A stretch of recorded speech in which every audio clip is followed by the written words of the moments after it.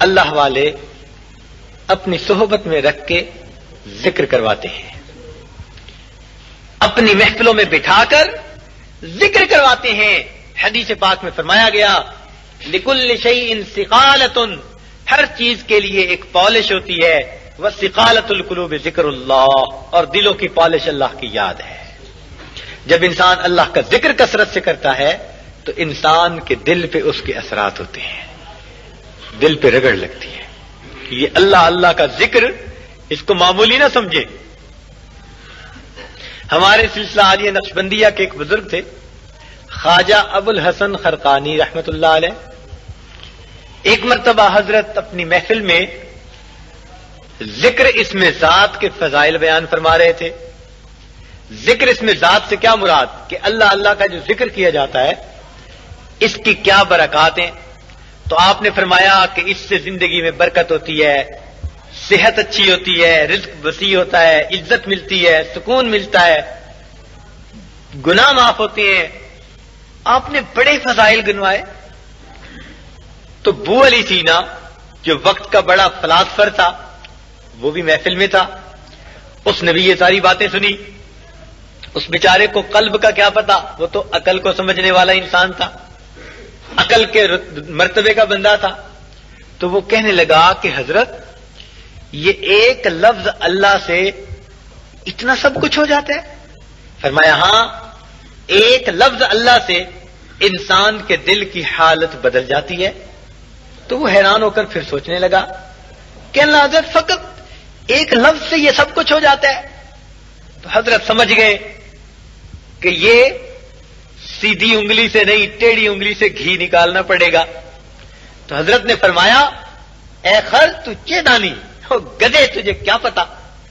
اب جب بھری محفل میں اسے کہا گدے، اور وہ بڑا نامور آدمی تھا، تو اس کو تو پسینہ آ گیا۔ کبھی وہ توقع نہیں کر سکتا تھا کہ اتنی بھری محفل میں اس کو سب لوگوں کے سامنے گدھا کہا جاتا۔ اب جب اسے گدھا کہا گیا تو اس کی حالت بدلی، پسینہ آ گیا، چہرے کے تاثرات بدلے۔ حضرت نے فرمایا کہ حکیم صاحب کیا ہوا، آپ کی کچھ حالت میں بدلی ہوئی دیکھتا ہوں۔ کہنے لگا حضرت آپ نے لفظ ہی ایسا کہا۔ فرمایا حکیم صاحب میں نے ایک لفظ گدھا کہا، اس نے تیری حالت کو بدل کے رکھ دیا۔ کیا اللہ کے لفظ میں یہ تاثیر نہیں وہ انسان کی حالت کو بدل کے رکھ دے؟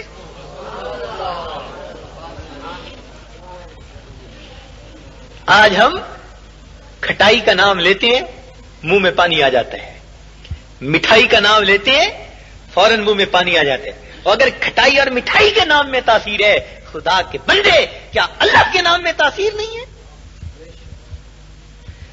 ہم اس سے واقف نہیں ہیں، کھٹائی اور مٹھائی سے تو واقف، مگر اللہ کے نام کی لذتوں سے واقف نہیں ہے۔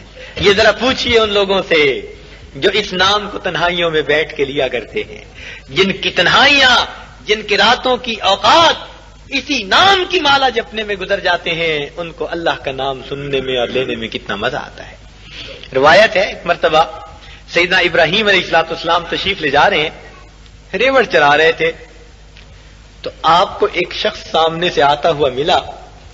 جب وہ قریب سے گزرا اس نے اللہ کی بڑی تعریف کی، کہنے لگا سبحان ذی الملک والملکوت، سبحان ذی العزت والعظمت والہیبت والقدرت والکبریاء والجبروت۔ جب اس نے یہ الفاظ کہے اور سیدنا ابراہیم علیہ السلام نے اللہ رب العزت کی ایسی تعریف سنی تو آپ تو اسی وقت ہی دل دے بیٹھے، کھڑے ہو گئے، اسے روکا، فرمایا اے بھائی تو نے یہ جو کچھ کہا ذرا ایک مرتبہ یہ بات اور کہہ دو۔ اس نے کہا جی اس کے بدلے میں کچھ دینا پڑے گا۔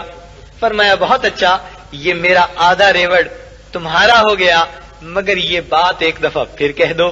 اس نے پھر اللہ کی حمد بیان کی، کہنے لگا سبحان ذی الملک والملکوت، سبحان ذی العزت والعظمت والہیبت والقدرت والکبریاء والجبروت۔